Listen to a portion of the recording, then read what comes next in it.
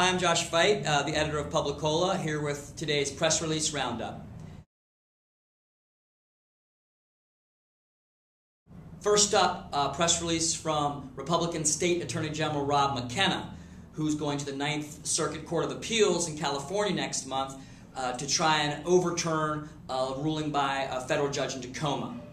That judge ruled that people who signed a petition to overturn R-71, domestic partnership rights expansion law, did not have to reveal their names. McKenna disagrees. We're going to give McKenna an A+ for this one for challenging a standard GOP talking point about being tolerant for intolerance. McKenna writes, "We believe the federal judge in this case misapplied constitutional law in holding that the names on the petitions are anonymous political speech.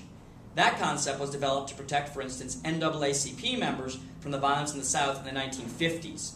We do not believe that category of protected speech applies in this case. The federal judge made no specific findings regarding harassment, intimidation, or violence toward anyone who signed Referendum 71. Way to go, Rob McKenna." Next up, a press release from City Hall about a memorandum of agreement between the city and the state about moving forward with the tunnel. On one hand, this is a great press release from City Hall. It's from the Transportation Committee, and they're really flexing some muscle here, positioning themselves as the power brokers to a potentially incoming Mayor Mike McGinn, who's against the tunnel. And seeing that he might be a weak mayor, the council's trying to frame the debate, and we're going to give them credit for that by saying that they're moving forward with the tunnel. However, there's a very weak aspect of the press release, which brings it down a couple of notches. So the press release reads, "Our responsibility is to both provide safe, effective transportation solutions and to lay the foundation for a great urban waterfront for future generations," says Council President Richard Conlon, making no mention of the responsibility to cover the overruns, which no local jurisdiction in the state should have to do for a state project.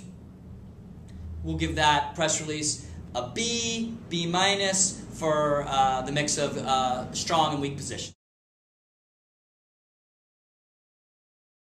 We got a press release today from the Greater Seattle Chamber of Commerce, and they announced they roll out their agenda for economic recovery. Not a very inspiring press release. We're going to give it a C.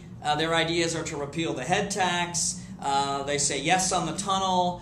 They want to complete the 520 plan. And wowee, they want to preserve our aerospace industry. This is standard stuff, and things like the tunnel and finishing 520 have been on the agenda for so long, it's hard to get excited about that as engines of our economy. Good night and good luck.